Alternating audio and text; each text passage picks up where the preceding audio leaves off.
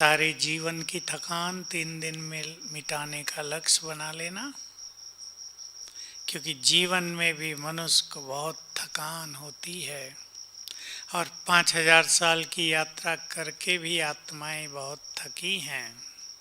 वो सारी थकान भी सबको मिटानी है।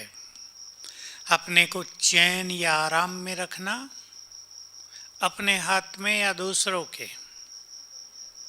बोलो, सोच के बोलो। बच्चा आपकी बात नहीं मानता। माताएं बेचैन होती हैं या चैन में रह पाती हैं? मुश्किल काम है ना।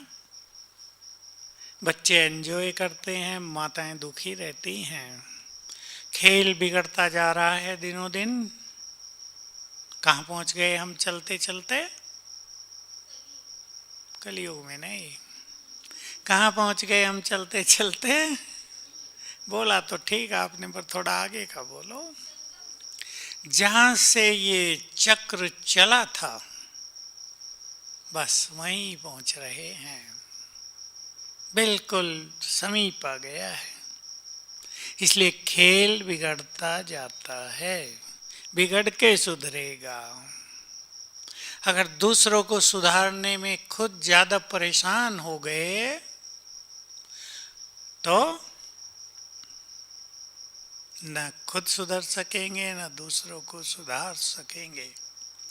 एक बाबा का महावाक्य जो मैं हमेशा सुनाता हूँ और जो बहुत राज भरा है, अगर कोई उसको ख्यालों में ले आए तो बहुत अच्छा हो जाएगा।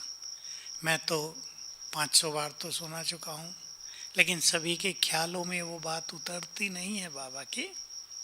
आप कोशिश करें उतर जाए।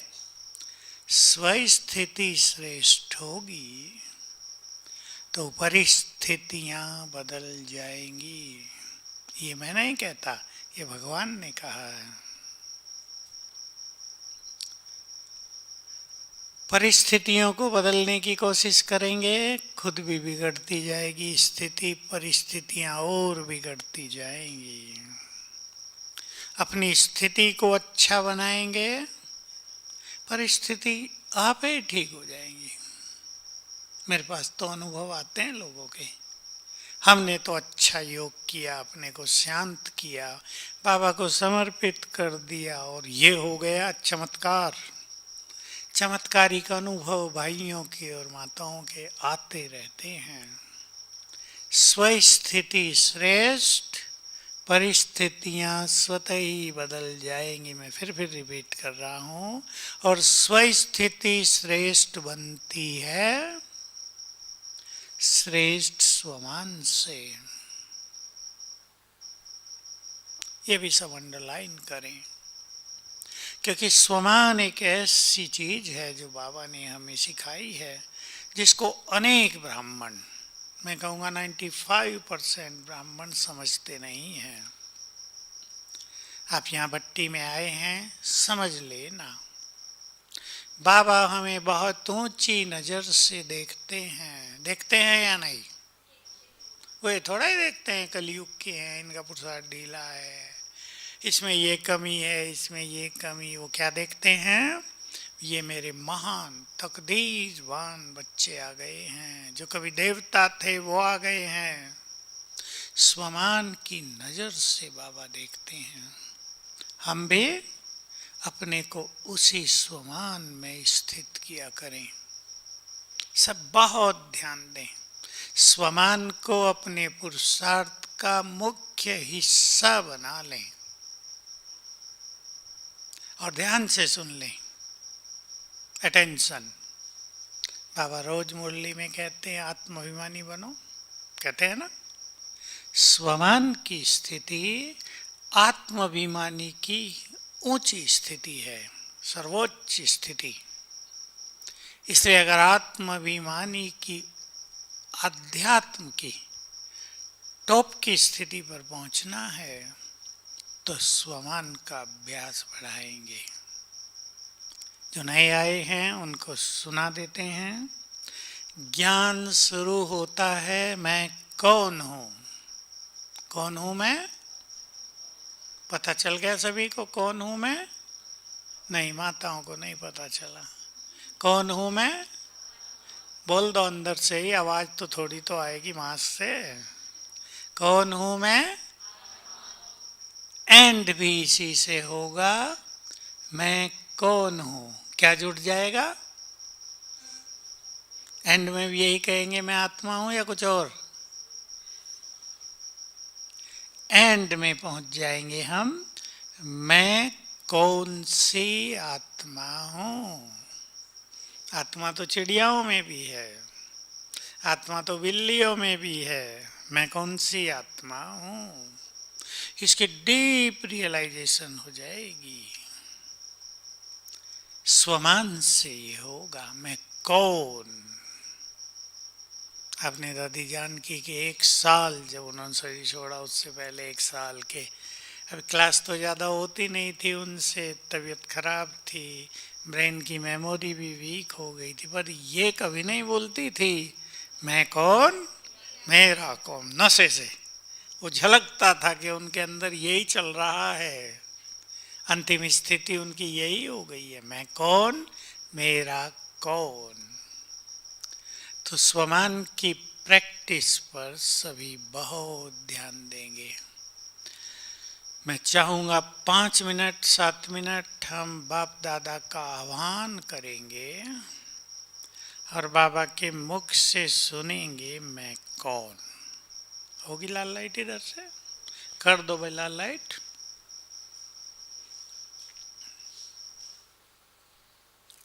बाप दादा का आह्वान करें। बुद्धि ले चले परम धाम,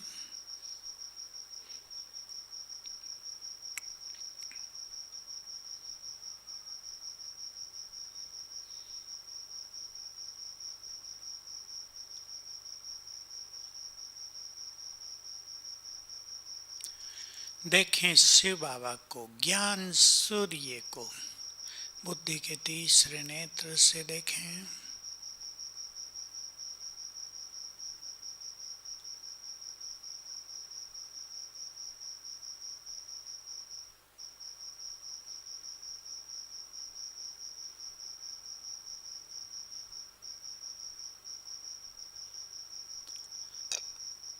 आह्वान करेंगे, प्यार से निमंत्रण दें। हे मेरे मन के मीत, मेरे खुदा दोस्त, मेरे परम सदगुरु, अपना धाम छोड़कर नीचे हमारे पास आ जाओ।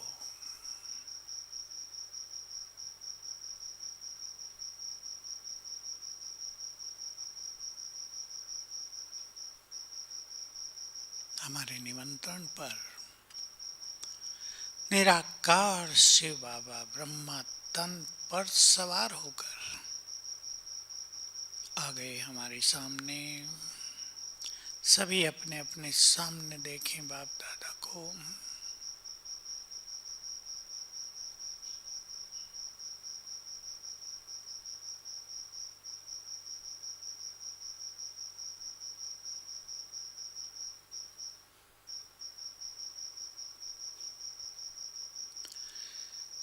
बाबा से बहुत तेजस्वी किरणें चारों ओर फैल रही हैं।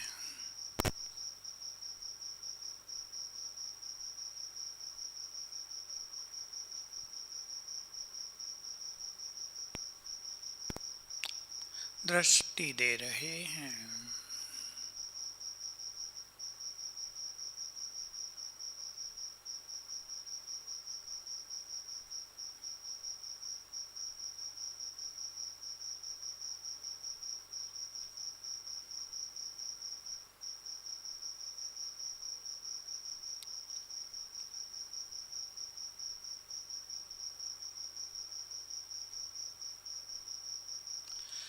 और अपना वरदानी हाथ मेरे सिर पर रख दिया।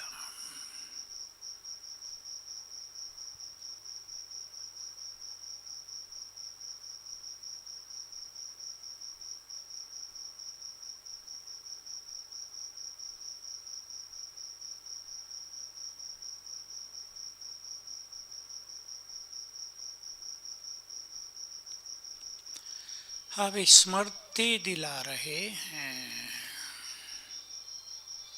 याद करेंगे जो कुछ बाबा कहेंगे हमें।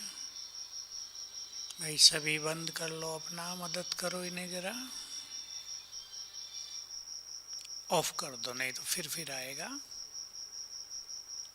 चलें, बाबा सामने स्मृति दिला रहे हैं। बच्चे, तुम साधारण नहीं हो।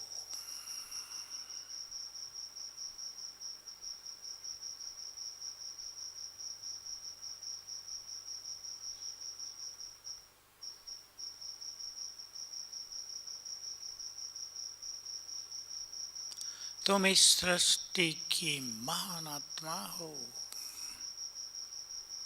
स्वीकार करते चलेंगे।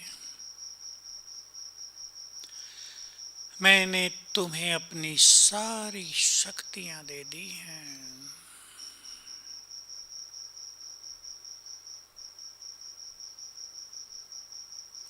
तुम ईश्वरीय शक्तियों से भरपूर मास्टर सर्वशक्तिवान हो।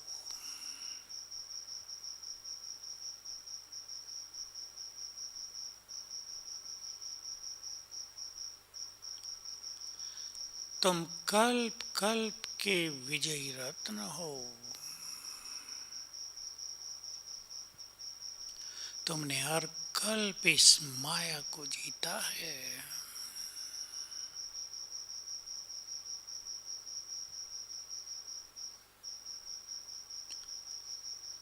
तुम वही हो जिनकी मंदिरों में पूजा हो रही है।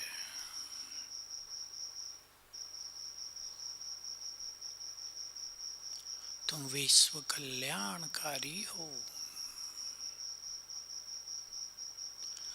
तुम इस संसार को रोशन करने वाले लाइट हाउस हो।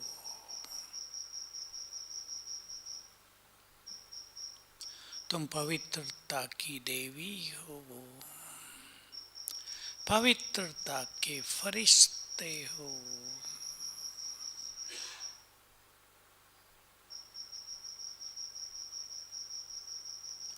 तुम इस संसार में सबसे अधिक भाग्यवान हो।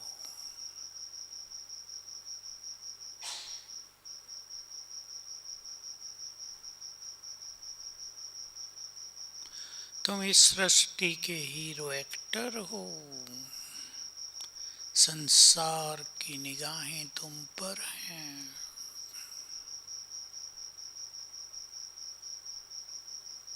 तुम राज ऋषि हो।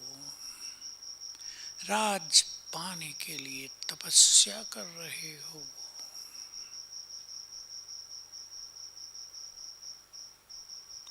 तुम इस धरा के चमकते सितारे, जहान के नूर हो।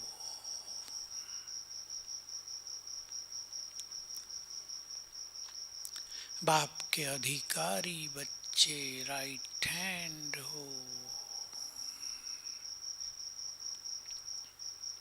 बाबा दृष्टि दे रहे हैं।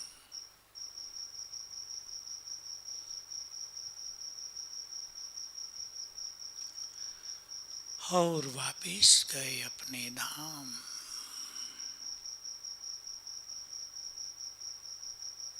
ओम शांति।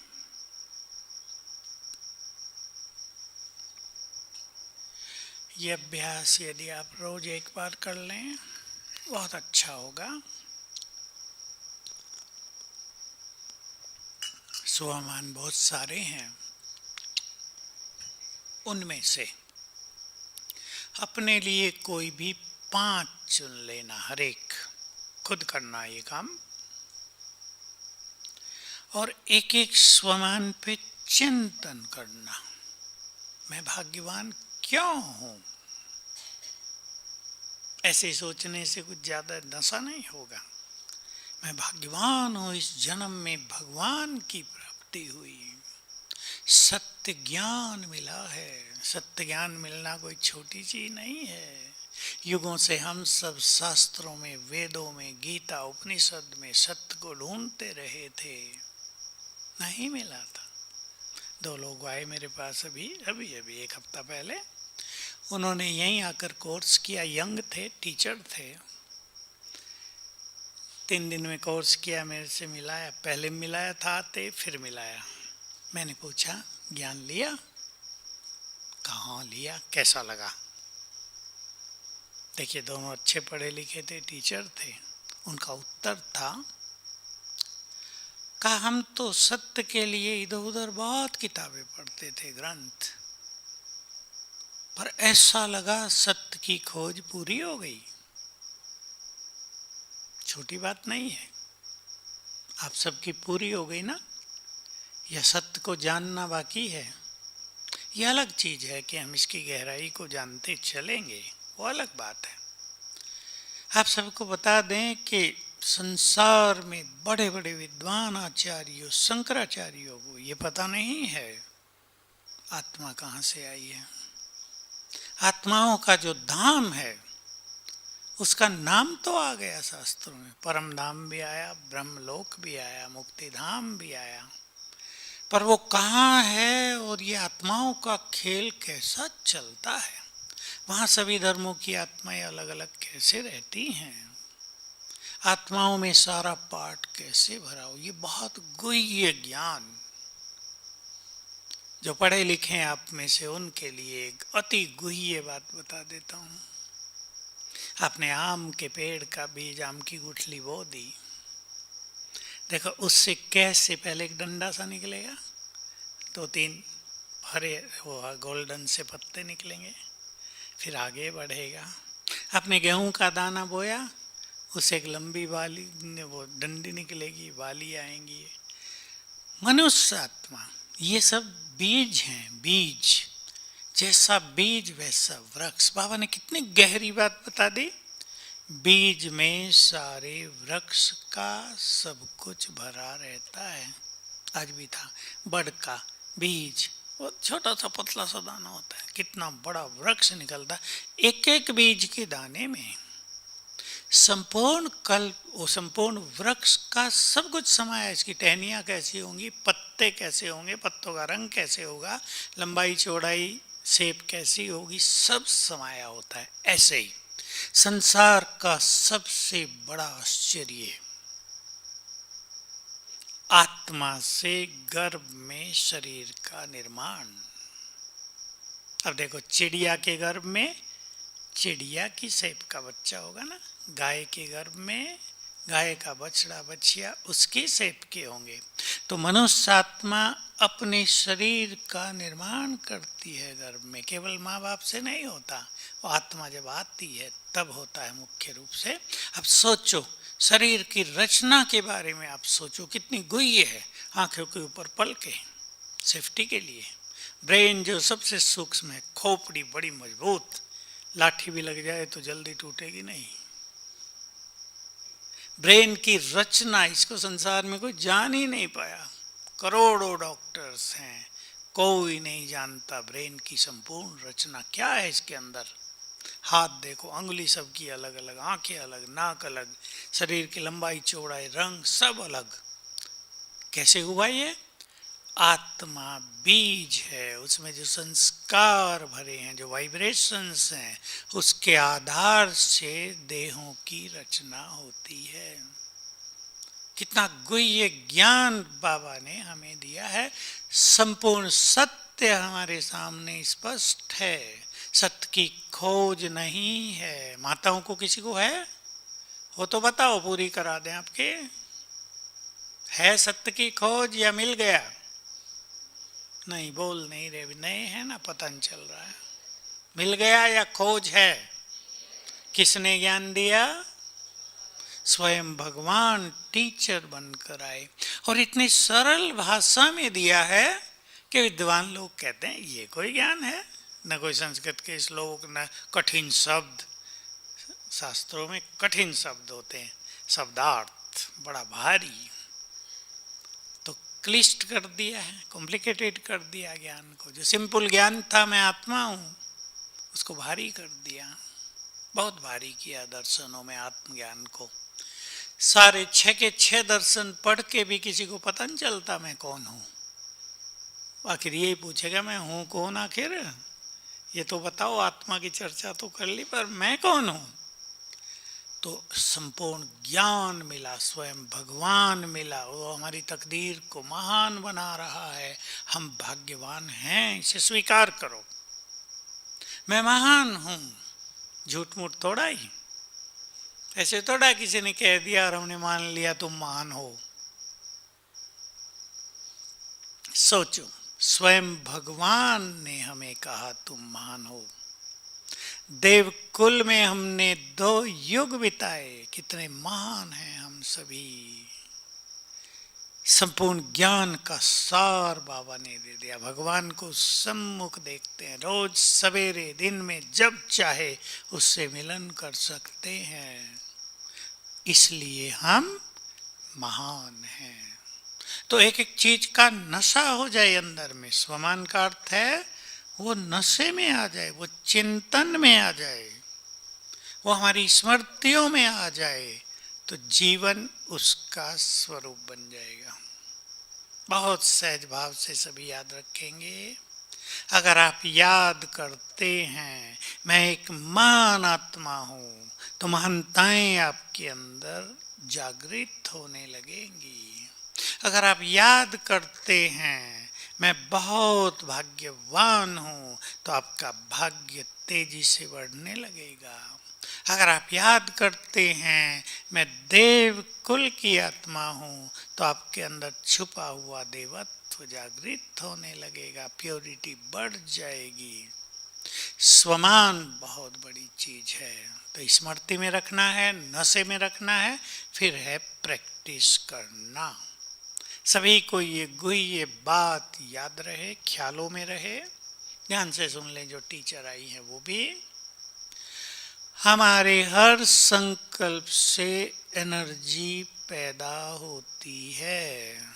खराब संकल्पों से खराब एनर्जी, पावरफुल संकल्पों से पावरफुल एनर्जी, पवित्र संकल्पों से पवित्र एनर्जी। रोज अपने को याद दिलाओ ये बात, कहीं सामने लिख के रख लेना। हर संकल्प से एक एनर्जी पैदा होती है। स्वमान के संकल्प ही सबसे श्रेष्ठ संकल्प हैं। उनसे जो एनर्जी पैदा होगी वो हमारे जीवन का कल्याण करेगी। देखो, मेडिकल वाले मानते हैं, आपको एक जनरल नॉलेज की बात बता दूं, हमारे शरीर में 5 चीजें निरंतर बह रही हैं।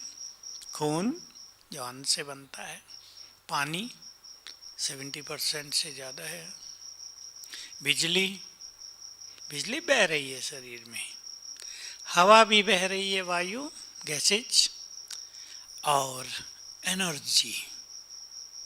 तो मैं कई से पूछता था ये एनर्जी क्या है। इलेक्ट्रिसिटी को एनर्जी कह रहे हो, खून को एनर्जी कह रहे हो।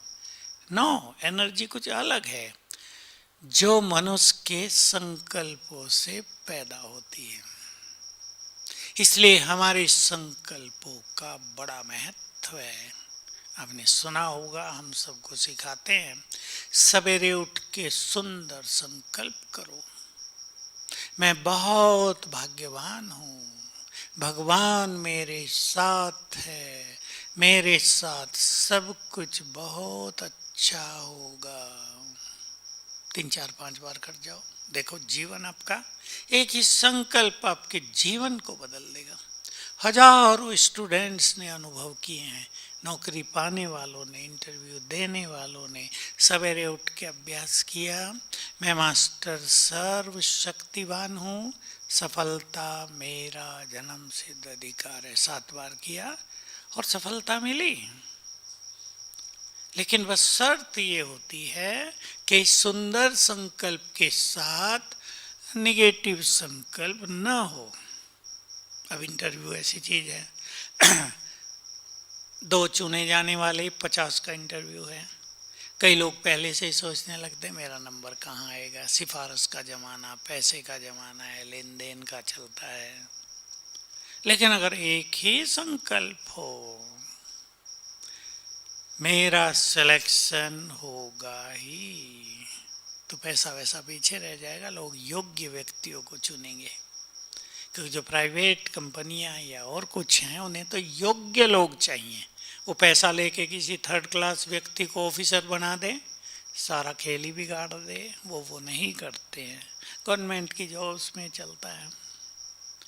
तो सुंदर संकल्प सवेरे सवेरे करेंगे, स्वमान के संकल्प। हर संकल्प से एनर्जी पैदा होती है, याद रहेगा, लिख लेना कहीं, रोज पढ़ना। इसलिए मैं भी इसको बार बार याद करता हूं, याद दिलाता हूं। दूसरी चीज, आगे बढ़ने के लिए, तेज पुरुषार्थ के लिए दो चीजें बहुत इंपॉर्टेंट हैं। अमृत वेले सुंदर अनुभव, कल भी सब आ जाना, थकान उतार लेना सो के। सवेरे अमृत वेला अच्छा करना, कमेंट्री से हम कराते हैं। मैं कल ही हूँ, फिर मुझे बाहर जाना 3 दिन के लिए, इसलिए मैंने कहा था क्लास में अभी करा दूँ, तो हो गया। किसी की ट्रेन लेट हो गई तो ओपनिंग कल होगी, तो ये फ़ायदा हो गया। मुझे भी था, मैं ऐसे ही जा रहा हूँ। अमृत वेला अच्छा अनुभव, उठना ही नहीं केवल, और मुरली। जो भी भाई बहने इन सब पर, इन दो बातों पर बहुत ध्यान देते हैं, वो कभी गिरावट की ओर नहीं जाते। अगर ये दोनों चीजें ढीली हैं, साफ साफ बोल देता हूं, अनेक भाई बहनों में फिर से इम्प्योरिटी जागृत हो जाती है। 20-20 साल ज्ञान में चल के फिर से इम्प्योरिटी की ओर आकर्षण। सभी सावधान होंगे, भाइयों को विशेष कह रहा हूं, माताएं भी। कलयुग का वातावरण दिनों दिन बिगड़ रहा, सुधर रहा, बहुत बिगड़ रहा। और बिगड़ने में काम वासना तो तूफान की तरह चल रही है। साइक्लोन आते हैं ना अरब सागर में और बंगाल की खाड़ी में बहुत आते हैं, उनसे भी बड़ा साइक्लोन काम वासना का चल रहा है कलयुग के अंत में। तो सबके छुपे हुए संस्कार जागृत हो रहे हैं। लड़के लड़कियां, बच्चे, जवान, बूढ़े, सब इसमें लग गए हैं। कितने रेप के केस हो रहे हैं। अगर वो सब बाहर आ जाएं तो देश बदनाम हो जाएं। भारत जो पावन भूमि है उसका सिर नीचे हो जाए। इतने केस रोज हो रहे हैं छोटे छोटे बच्चों के साथ। इसलिए ज्ञान और योग पर बहुत ध्यान देना है। ये नहीं बाबा मिल गया हो गया काम। अगर आपको अमर बनना है तो अमृत वेला, अच्छा योग और मुरली। मुरली में भी रस आना चाहिए। दोनों जिम्मेदार हैं, मुरली सुनाने वाले भी और सुनने वाले भी। सुनाने वालों पर भी समान जिम्मेदारी है। टीचर वही सफल जो मुरली में रस भर दे। मैं ज़्यादा नहीं बोलूँगा टीचर्स के लिए, इतना ही बहुत है। हमने तो दादी प्रकाश मणि की द्वारा मुरली सुनी लंबा काल। मुरली मिस करने को मन नहीं करता था। हमारी होती थी मिस, क्योंकि हम किचन में थे, लेकिन इच्छा नहीं होती थी। आधा घंटा भाग के पहुंच जाएं, रस आ जाता था, वाइब्रेशंस होते थे। ऐसा लगता था मुरली सुन के आए माना अमृत पी के आ गए हैं। सुखद फीलिंग, चिंतन शक्ति बढ़ती है उससे। ध्यान देंगे सभी, अटेंशन दें जो मैं कह रहा हूं। ये जो ज्ञान है ये केवल सुनने सुनाने का नहीं, इससे हमारी बुद्धि का विवेक दिव्य होता है। बुद्धि की आंतरिक चीज है विवेक। बुद्धि क्या है अगर इसको डिफाइन किया जाए, बुद्धि क्या है इसको समझा जाए, तो बुद्धि है विवेक शक्ति। बुद्धि है धारणा शक्ति, बुद्धि है तीसरा नेत्र। निर्णय शक्ति तो उसका एक काम है। हमारे यहाँ बहुत लोग केवल बुद्धि क्या है, निर्णय शक्ति ये कह के छोड़ देते हैं, ये काफी नहीं है। विवेक शक्ति, विजडम, थोड़ा अच्छी तरह समझ लें। आपके बच्चे स्कूलों में पढ़ रहे हैं, आजकल तो वो भी गड़बड़ा गया है।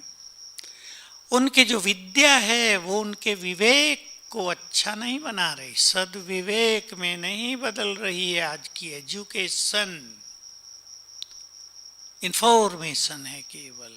जो टीचर हैं वो जानते होंगे, टीचर भी तैयार करके आ गया, स्टूडेंट को रटवा दिया, तैयार करा दिया, हो गया। विजडम नहीं बन रही है, विवेक नहीं बन रहा। बाबा का ज्ञान हमें विवेक में बदलना है। जो आत्मा इस ईश्वरीय ज्ञान को अपने डिवाइन विजडम में बदल देती हैं, दिव्य विवेक, वही सच्चे ज्ञान के स्वरूप बनते हैं। बुद्धि हमारी दिव्य हो जाए तो ज्ञान बहुत सुंदर चीज है, इसको बुद्धि में समाते चलना है। समाएंगे इसको अपनी विजडम बनाएंगे। विजडम ऐसे ही बनती है, मान लो आपने सुनी एक अच्छी बात कि बच्चे तुमने 5000 साल की यात्रा पूरी की, अब मैं आ गया हूं तुम्हें घर ले जाने के लिए। कॉमन बात है ना, पर इसको हम जितना स्वीकार करेंगे, देखेंगे सचमुच 5000 साल की यात्रा पूरी हो गई, तो हमारी विवेक शक्ति विजडम में, डिवाइन विजडम में बदलती जाएगी। समझते हैं ना इंग्लिश का शब्द दिव्य विवेक। आप जानते हैं, मैं और उदाहरण दे देता हूं। मैं माताओं में से कईयों को जानता हूं जो बिना पढ़ी लिखी हैं लेकिन बहुत समझदार हैं, बहुत बुद्धिमान हैं। कई भाई होते हैं। पहले ये एजुकेशन थोड़ा ही थी, एजुकेशन का इतिहास 100 साल का है बस। 100 साल से पहले तो गुरुकुल और कहीं कहीं थोड़े बहुत विद्यालय होते थे। अगर किसी ने 8वीं क्लास तक पढ़ लिया तो उसको बहुत पढ़ा लिखा माना जाता था, और 10वीं कर ली तो बस अच्छी नौकरी मिलेगी। मुझे याद है, हम जब छोटे थे, थाना था पास में, उसका थानेदार था।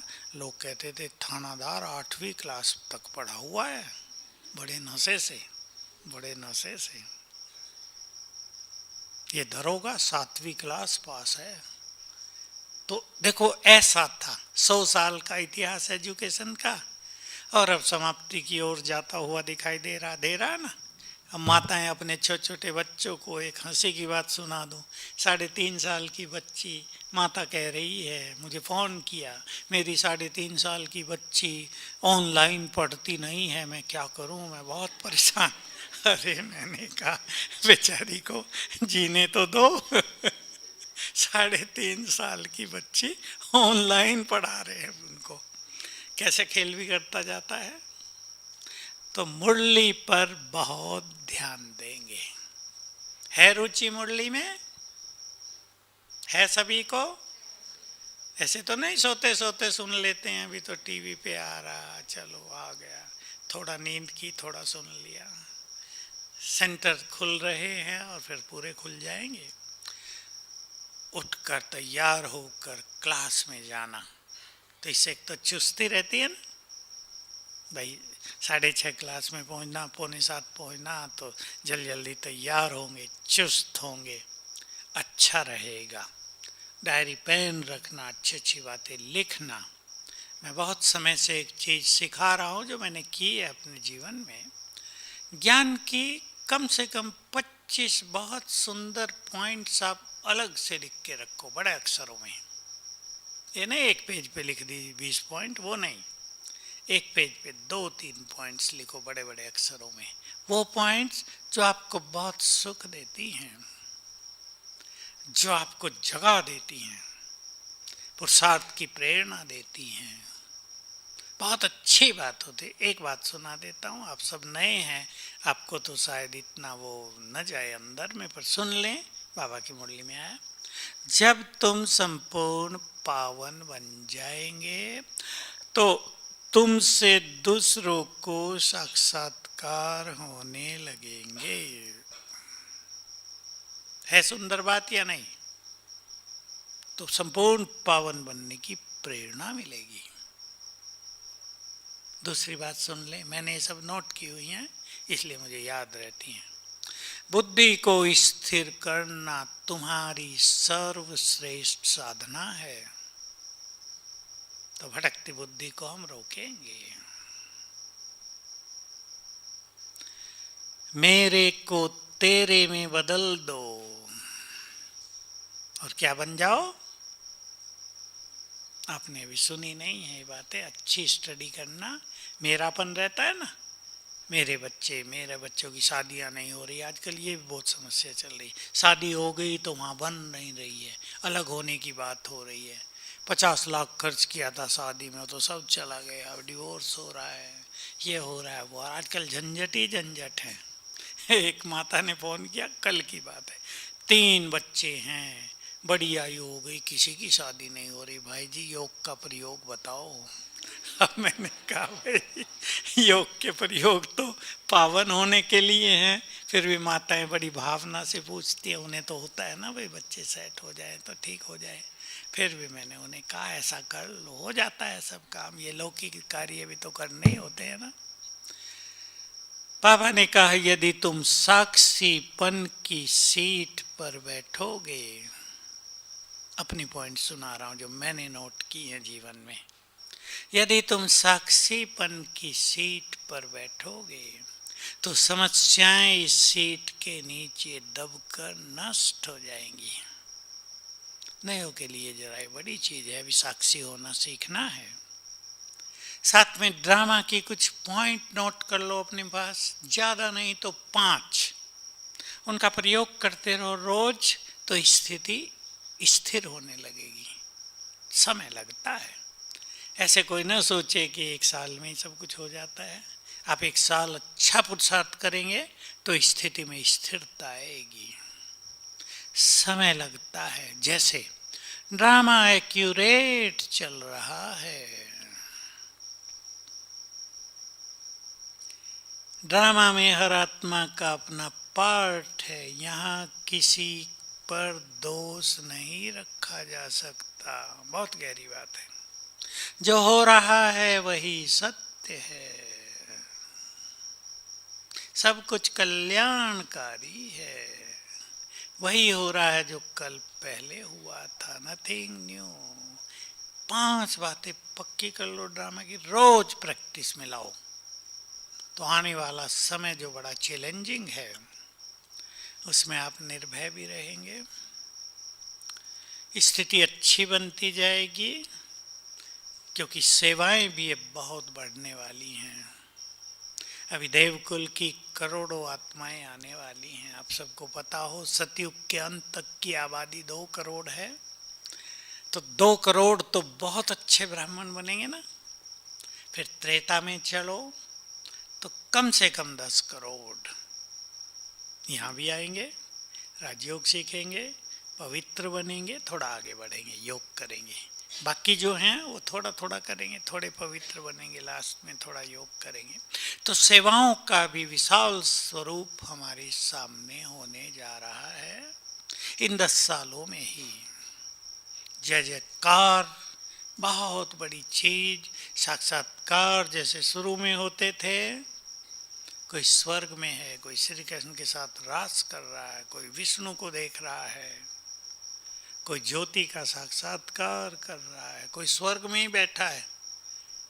एक बहन स्वर्ग में रही थी 2.5 दिन, उसको देवता कहने लगे थे, इसलिए बिल्कुल स्वर्ग में, हाल चलती फिरती भी थी, खाती भी थी, लेकिन देवता, इसलिए उसका नाम ही देवता दादी पड़ गया था, मेरठ में थी।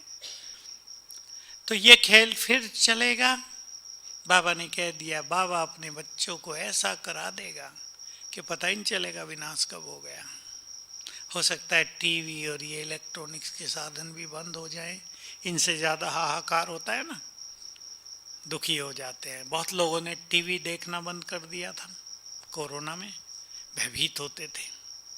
भयभीत होने की बात भी थी।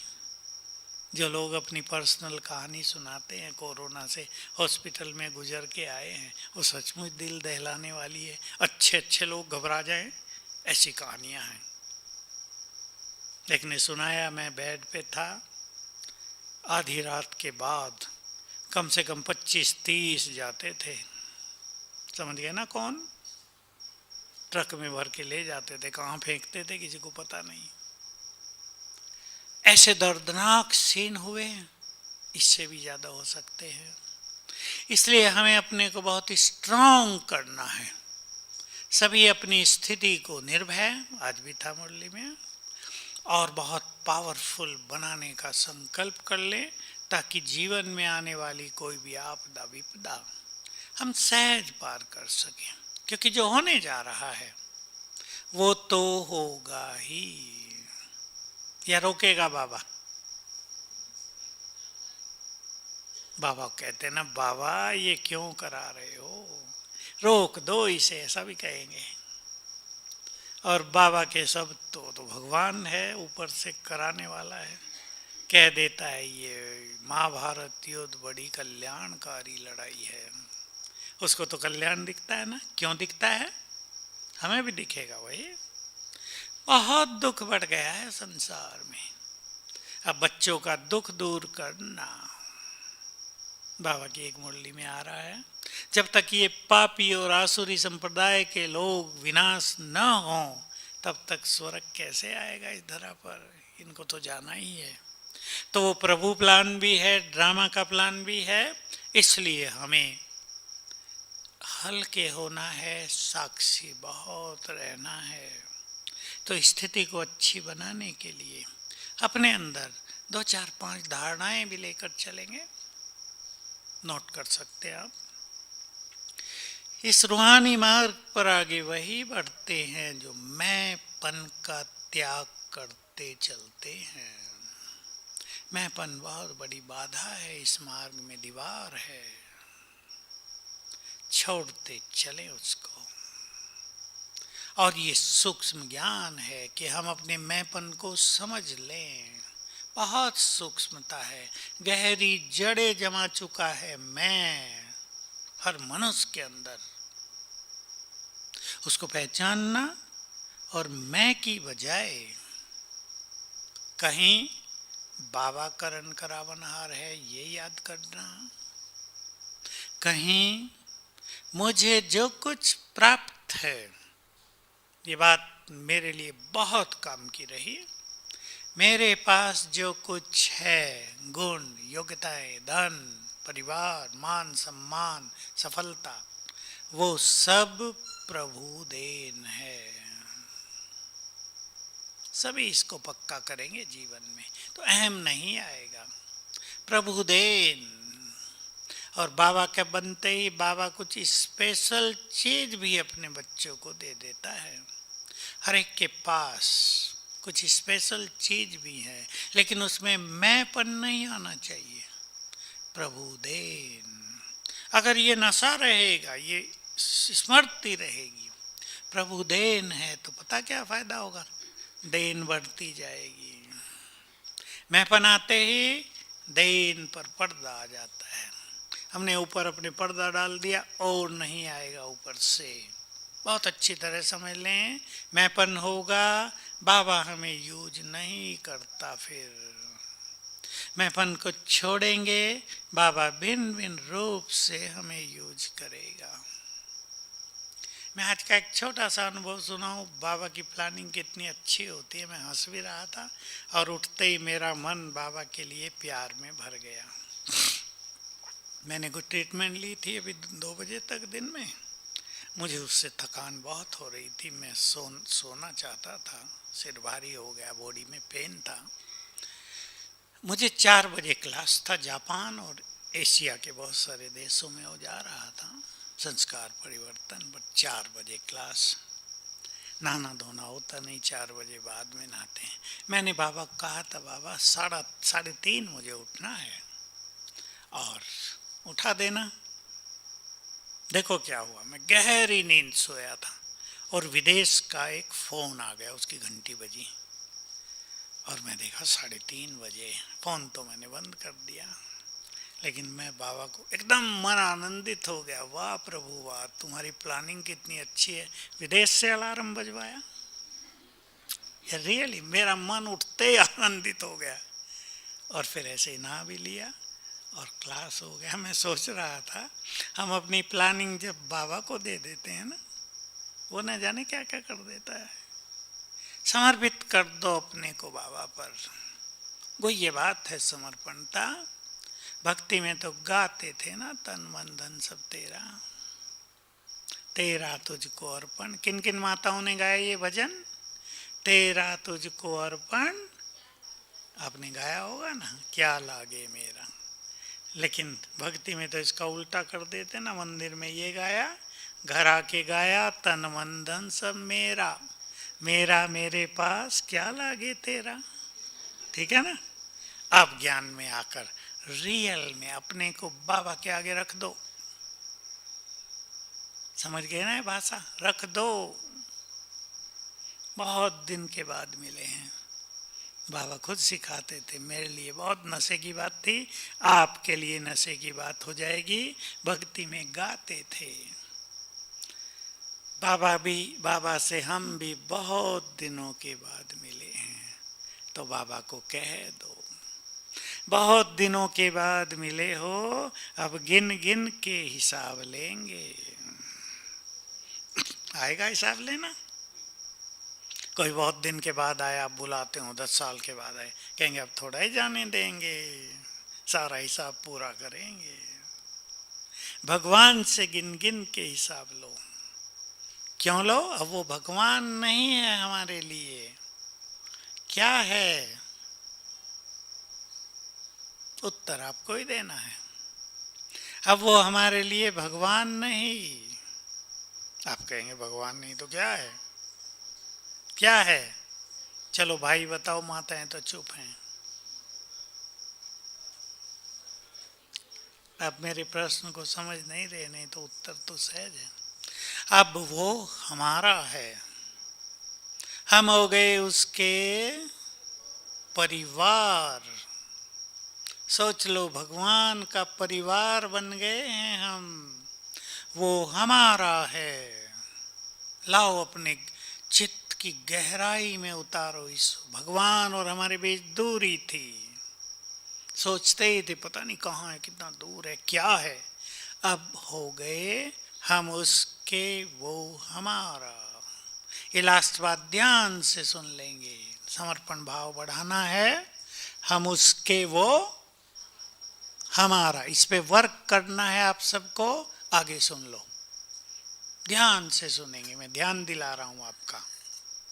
जब वो हमारा है तो उसका सब कुछ। माताएं तो चुप हैं, गंभीर हो गई। जब वो हमारा है तो उसका सब कुछ अधिकार हो गया ना। इस चिंतन को बढ़ाना है आपको। आप नए हैं, आपको ये आएगा नहीं अभी, क्योंकि ये बड़ी लंबी यात्रा है इसकी। वो मेरा है। मेरे ऊपर क्या होता है? अधिकार। अगर आप इसको आगे बढ़ाएंगे तो मेरा है, उस पर मेरा अधिकार है, उसको अधिकार से कुछ कहेंगे ना तो बंध जाएगा करने के लिए। भक्तों की तरह नहीं कहेंगे बाबा मेरे को ये बीमारी है, ठीक कर दो। तो बाबा क्या कहेगा? मैं तुम्हारी बीमारी ठीक करने थोड़ा आया हूँ। ये डॉक्टर क्या करेंगे अगर मैं ठीक कर दूं तो? अधिकार से कहो, सुप्रीम सर्जन तुम हमारे बाप और तुम्हारे होते हम बीमार, करो ठीक। फिर देखना चमत्कार। भक्तों की तरह नहीं। अब भक्त नहीं है कोई भी आप में से, या हैं भक्त? कोई भक्त बैठे हो तो हाथ उठाओ। अब हैं हम उनके, बच्चे भी नहीं कह रहा हूं मैं, हम उनके, वो हमारा। तो उस पर अधिकार है। किस पर अधिकार है? भगवान पर अधिकार। सोचो इस बात को तो कोई सोच भी नहीं सकता संसार में, चाहे वो बड़े विद्वान हो या तपस्वी हो, सबकी बुद्धि से परे है। भगवान पर अधिकार। इस अधिकार को बढ़ाना है सबको और तेज पुरुषार्थ करना। ध्यान देना, समर्पण भाव। अगर हमने कर दिया सब कुछ तेरा, तो ऊपर से आवाज आने लगेगी, मेरा सब कुछ तेरा। मेरा किसका? शिव बाबा का। वो आवाज देगा, बच्चे मेरा सब कुछ तेरा। और ये जीवन सुखमय हो जाएगा। इस यात्रा को सरल बना देना सभी, खुशियों से और ईश्वरीय नशे से भरपूर करके चलना रोज सवेरे, तो आपकी जीवन यात्रा ऐसी हो जाएगी कि जीने को मन करेगा। आनंद भरी यात्रा। ओम शांति।